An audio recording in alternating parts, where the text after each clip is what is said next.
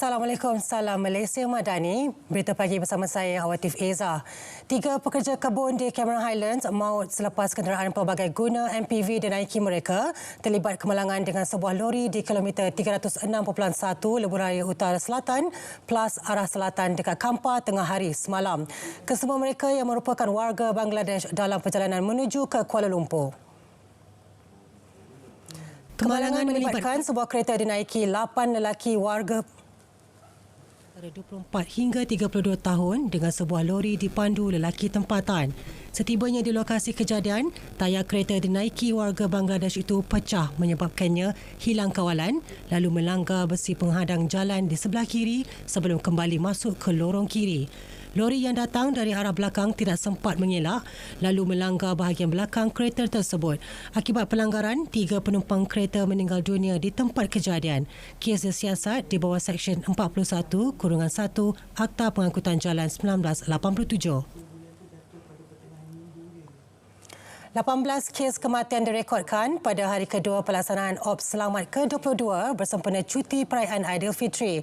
Jumlah itu meningkat berbanding 14 kematian yang direkodkan pada hari pertama Ops berkenaan. PDRM memaklumkan sejumlah 1,631 kes kemalangan jalan raya dilaporkan berlaku di seluruh negara menjadikan jumlah keseluruhan 3,314 kes. Justru, pengguna jalan raya dinasihat supaya memandu secara berhemah dan sentiasa mengikuti peraturan yang ditetapkan selain memastikan undang-undang jalan raya dipatuhi tanpa kompromi.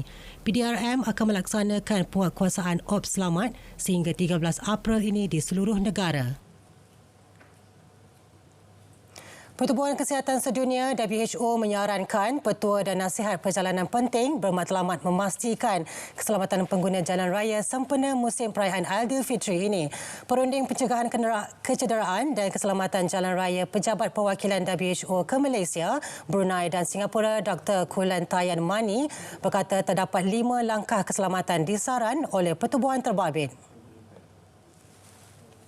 Ia termasuk mengurangkan kelajuan, memakai tali pinggang keledar, menggunakan kerusi keselamatan kanak-kanak, memastikan tidur dan rehat mencukupi serta memilih menggunakan pengangkutan awam.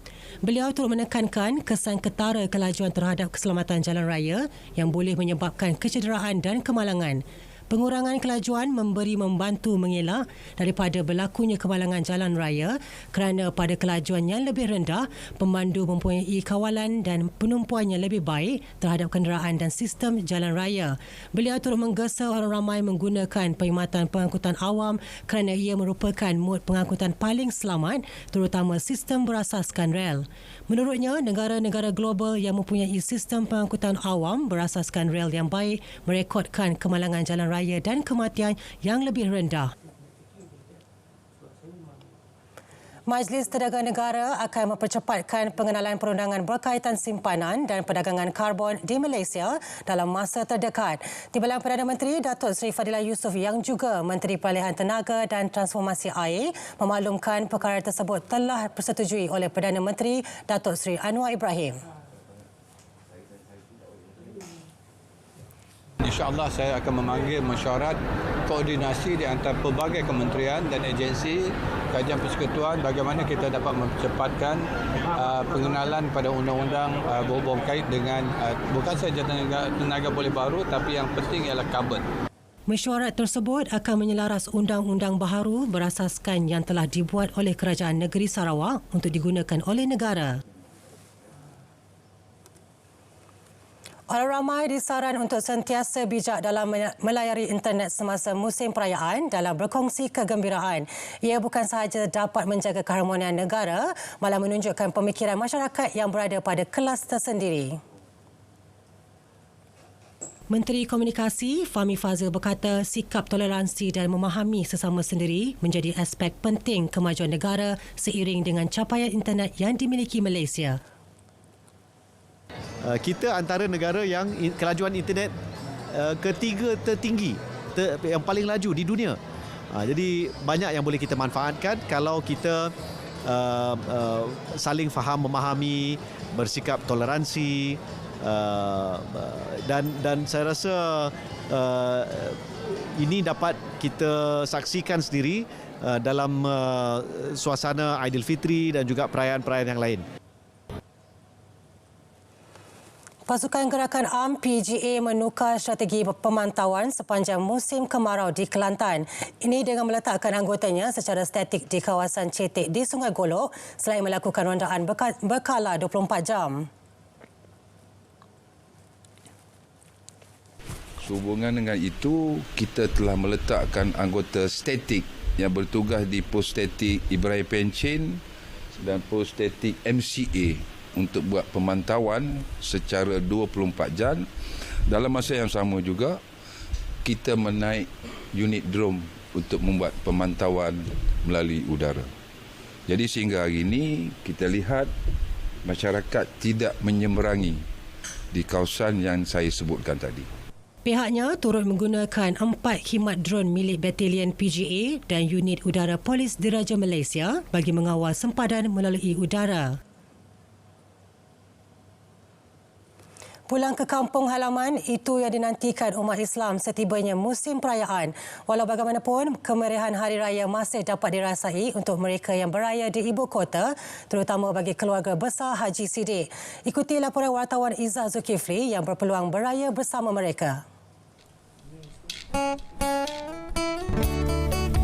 Ini merupakan kali kedua keluarga 4 generasi ini menyambut raya di ibu kota. Sebelum ini, mereka meraihkannya di kampung halaman Bagan Datuk Perak. Sama seperti tahun lainnya, kemeriahan itu masih dapat dinikmati walau bukan di kampung. Bagi mereka, beraya di ibu kota ada kelainan tersendiri. Bila kita beraya dekat dan dapat berjumpa hampir semua ahli keluarga, kegembiraan itu tidak dapat digambarkan melalui kata-kata atau lukisan. Jadi insya-Allah mudah-mudahan di tahun hadapan ke tahun-tahun berikutnya, jika kita tidak ditinggalkan oleh sesiapa, kita akan dapat berjumpa kali. Kita akan rasa seronok sangat sebab tak jam, ramai dah keluar ke kampung masing-masing dan sebagainya. So kita nak travel ke mana-mana tak mengambil masa yang lama seperti hari-hari biasa. Setiap kali raya pastinya rumah keluarga Haji Siddiq sentiasa riuh. Sebelum menunaikan solat Aidilfitri, sanak saudara dilihat mula bergotong royong menyediakan juadah raya.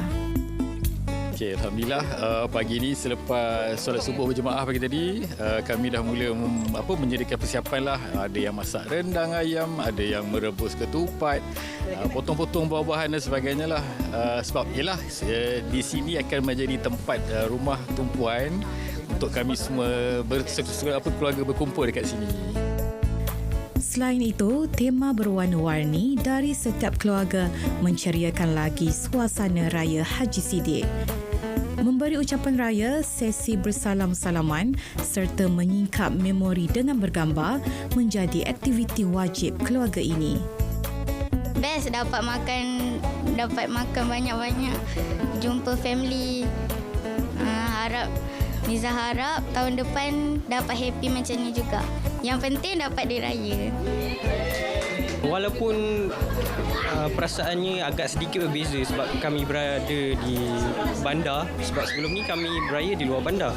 Jadi perasaan saya untuk raya kali ni, saya tetap bersyukur dan juga gembiralah sebab masih dapat bersama-sama dengan keluarga saya sendiri. Kunjung-mengunjung, saling bermaafan dan menikmati juadah merupakan antara saat terindah dalam merasai kegembiraan Hari Raya Aidilfitri. Walau di mana pun anda berada, warnakan ceri terah Hari Raya anda bersama yang tersayang. Selamat Hari Raya, maaf zahir dan batin. Izzah Zulkifli, RTM. Kami, Tim Raya KL mengucapkan Selamat Hari Raya Aidilfitri. Maaf zahir dan batin.